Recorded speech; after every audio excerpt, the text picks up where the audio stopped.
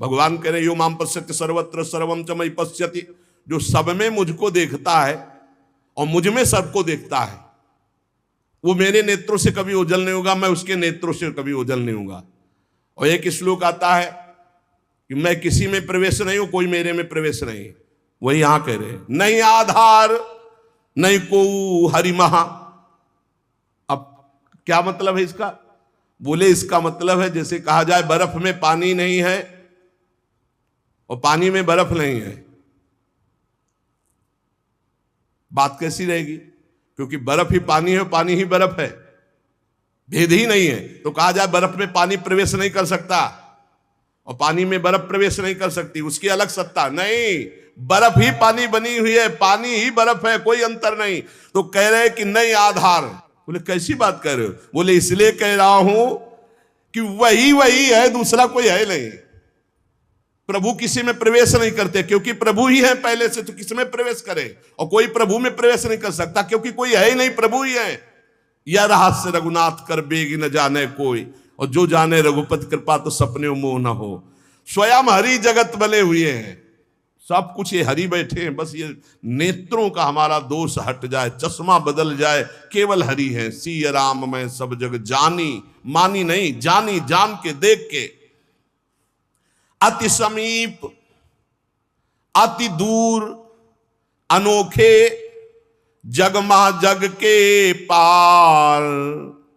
अति समीप, भगवान कितने समीप है? आपके समीप इतने कि उनसे ज्यादा कोई समीप नहीं है, बहुत नजदीक है।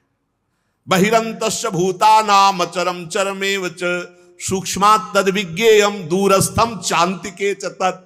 इतने नजदीक है कि अपने आप से भी नजदीक हरि है, अपने आप से भी। आप अभी अपने को शरीर मान रहे हैं या मन मान रहे हैं या स्वभाव मान रहे हैं, स्थूल सूक्ष्म कारण तीनों से नजदीक भगवान है।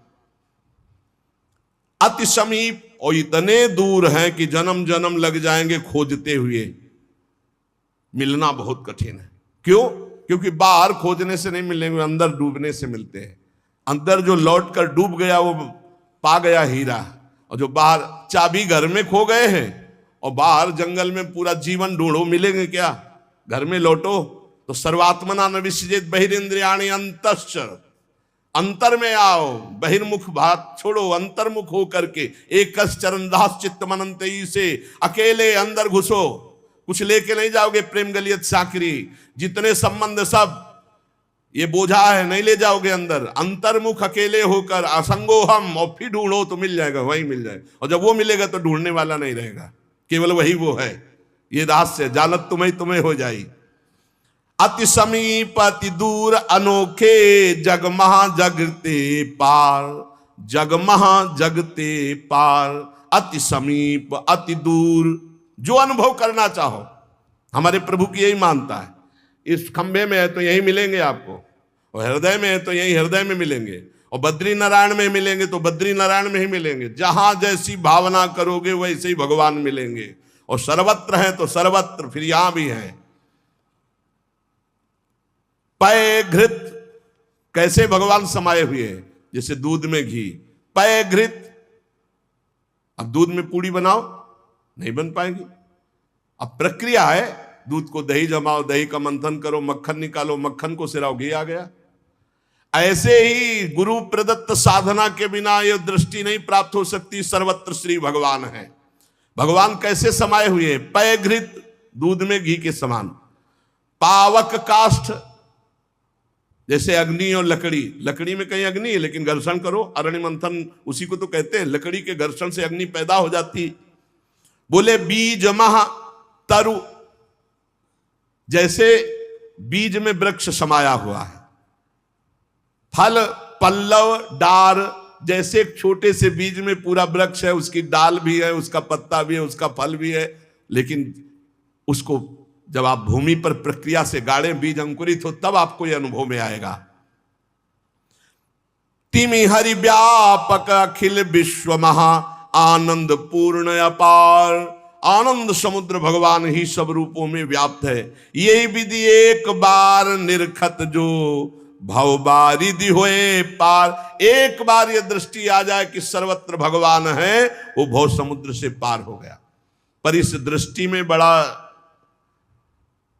धैर्य की जरूरत है, क्योंकि जहां आपकी दृष्टि हुई तहां माया अपना रंग शुरू कर देगी।